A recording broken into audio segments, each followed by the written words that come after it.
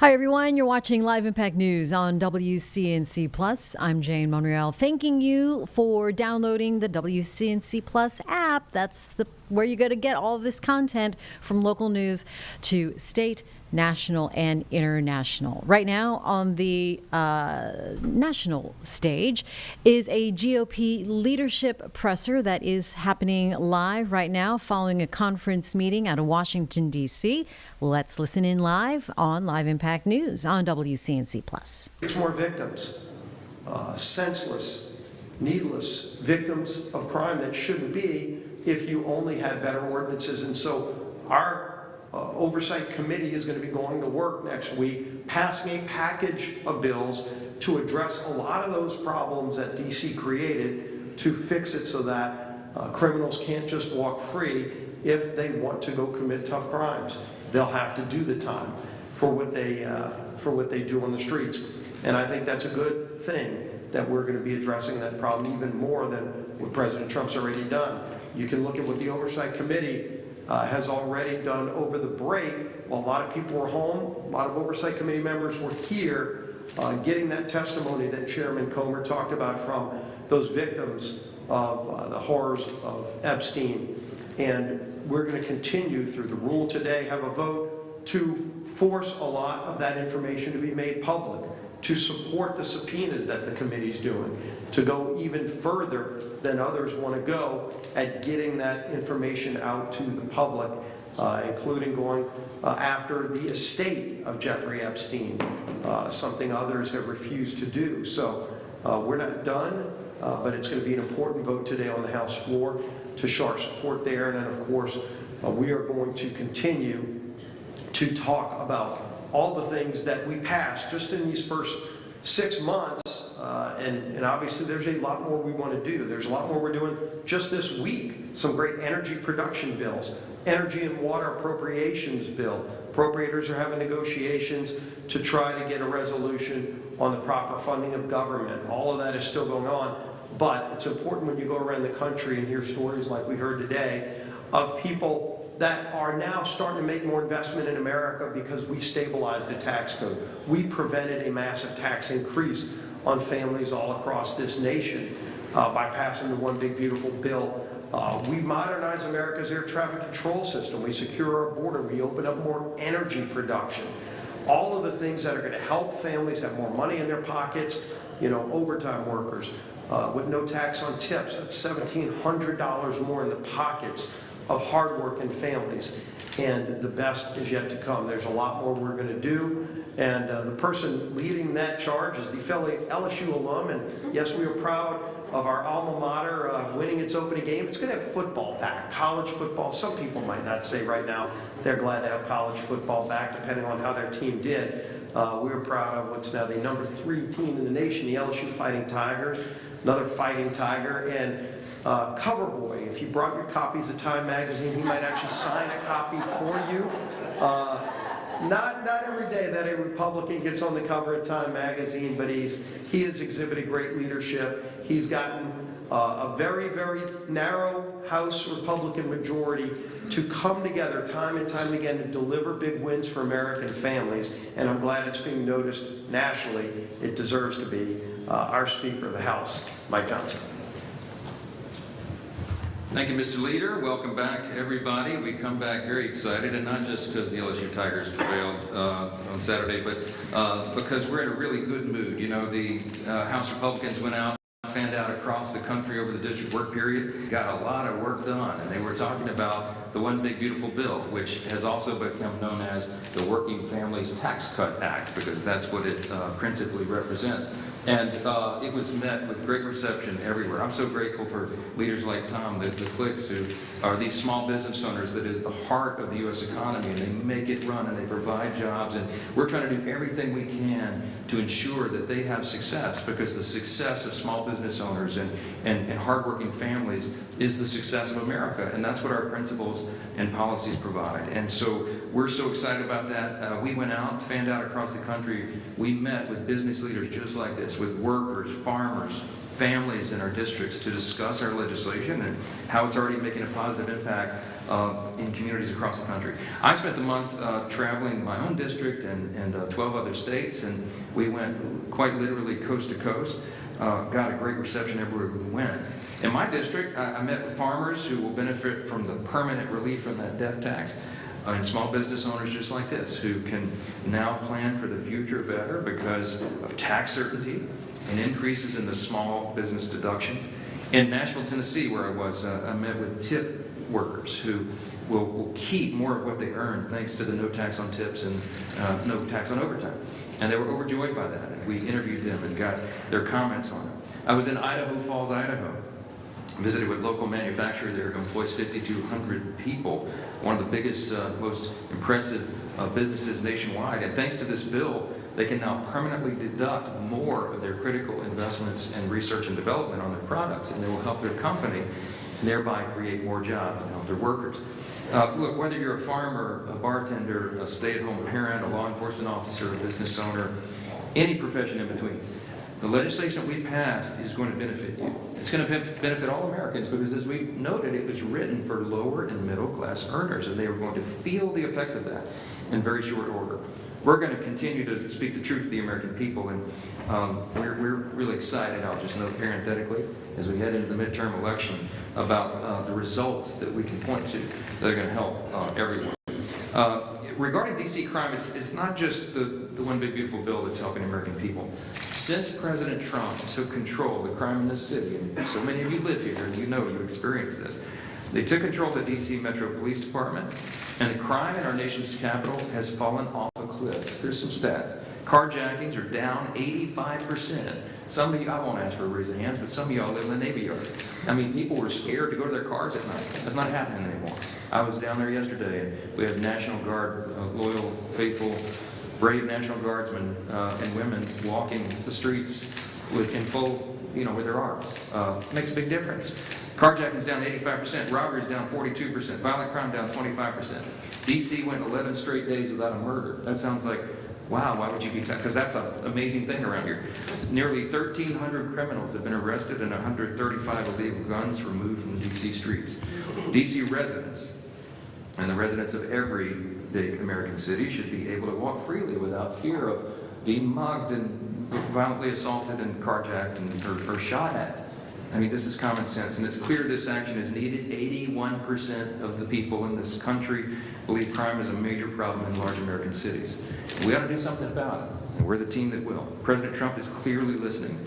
His efforts have been so effective here in D.C. that Mayor Bowser, who is a Democrat, as you know, signed an executive order just yesterday welcoming federal law enforcement in D.C. indefinitely. Okay? I hope my Democrat colleagues here will wake up and realize that crime is not a partisan issue. It can't be. Violent criminals don't know if you're a Democrat or a Republican before they put a gun to the back of your head and demand you give up your keys. We can't stand for that. And the Democrats should set aside their pride and stop defending violent criminals, which is amazingly what so many of them are doing right now, and work with the Trump administration to put the safety of the American people first. Regarding government funding, just very quickly, you've heard Leader Scalise address this. House Republicans are continuing the FY26 appropriations process in our efforts to responsibly fund the government while also cutting spending. Why? Because, my friends, we have a $37 trillion federal debt. Now, remember, we cut $1.6 trillion in the big, beautiful bill, and that was a huge leap forward because it's the largest amount of savings ever achieved by any legislative body in the history of mankind. But it's not enough. We have to continue to spend more responsibly. This week, we'll bring up the Energy and Water Appropriations Bill to the floor, and Chairman Cole is diligently working to get all 12 of the appropriations bills out of his committee. As we always are, the House Republicans are committed to keeping the government open. And unfortunately, it seems like not all the Democrats agree with that, and they're beginning to apply their government shutdown pressure. But I want you to remember one thing. All but one House Democrat voted to shut down the government in March. And we expect, sadly, that may happen again. That will be their inclination. If the government shuts down, it'll be because congressional Democrats rejected common sense solutions to fund the government and instead caved to their far left base.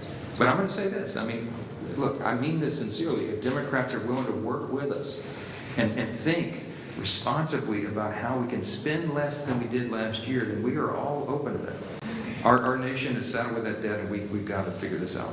Last thing I'll note, and we'll go to questions. I just got a comment on Governor Newsom and his anti-Christian rhetoric, anti-religious rhetoric.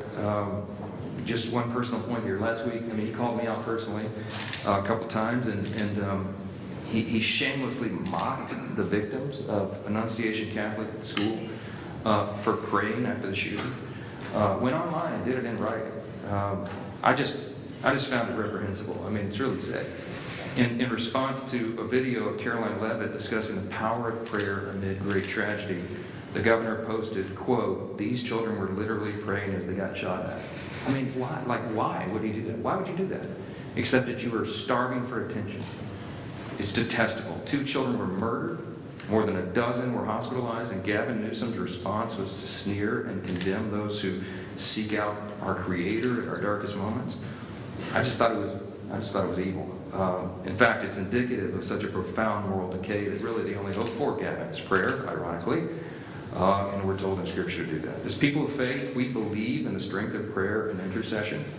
It's foundational to who we are as believers, and by the way, who we are as Americans. It's woven into the fabric of our country, our deep Judeo-Christian heritage, and it's something that we represent. And as the leader of the state with the largest Christian population in America, I will keep Governor Newsom and also the people of California in my prayers, and I think he ought to be called out, and anybody who does that should be called out for it.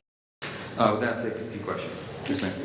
So, Melina with NTA, thank you for answering the question. So, at China's military parade today, China's leading Russia's Putin.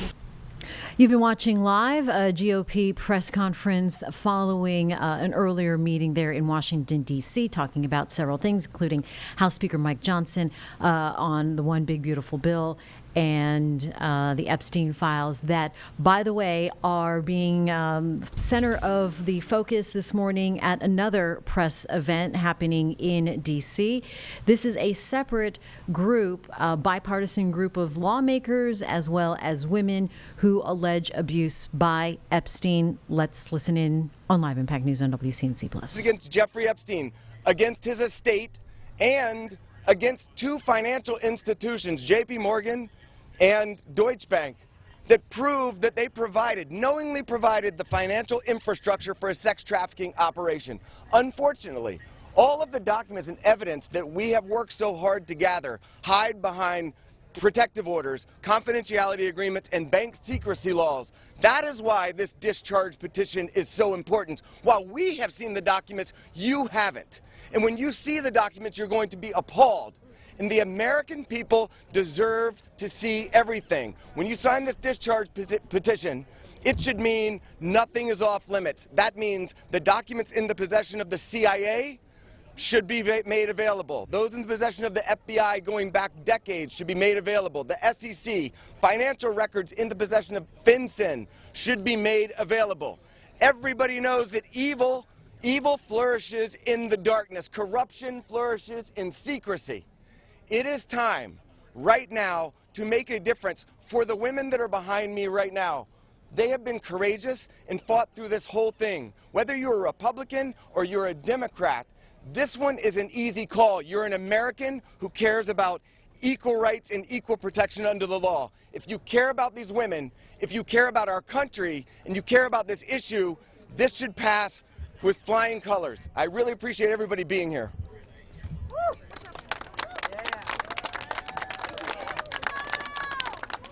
Hi, good morning. My name is Brittany Henderson, and I think in addition to thanking the wonderful congressmen and women who are here today, we need to thank the women, and not just the women who are going to speak, but the other women who are standing behind them, along with other lawyers, Sigrid McCauley. Time for the world to give this kind of attention to an issue that it should have had forever. This administration has the opportunity to do what the past administrations did not do. This administration can either stand with the victims and stand for the victims, or it can continue to hurt the victims like has happened in the past. We aren't here just to ask for transparency, though. We're here too to ask for protection. The women here represent hundreds of other women who we have spoken to, many of whom were trafficked from other countries, from Eastern European countries where women don't have the rights that we have here. Women don't have the protections that we have here. And those women are terrified that their names will be released in these files.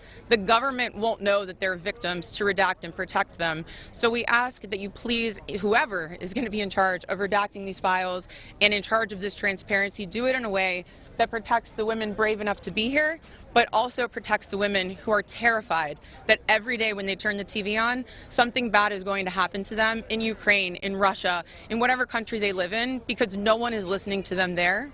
So thank you for being here, thank you for listening, and please protect these women while we seek transparency. Good morning. My name is Anushka DeGiorgio, and I stand before you today as a survivor of both Jeffrey Epstein and Ghislaine Maxwell. I want to thank Congressmen Massey and Khanna for their role in putting together this very, very important bill. Every day of this journey toward healing has come at a profound cost to my mental health. But I am here. I chose to come because this bill really matters. All right, right now we need to break away from that press event where lawmakers and women who allege abuse by Jeffrey Epstein are calling for his list to be released. That rally taking place in Washington, D.C.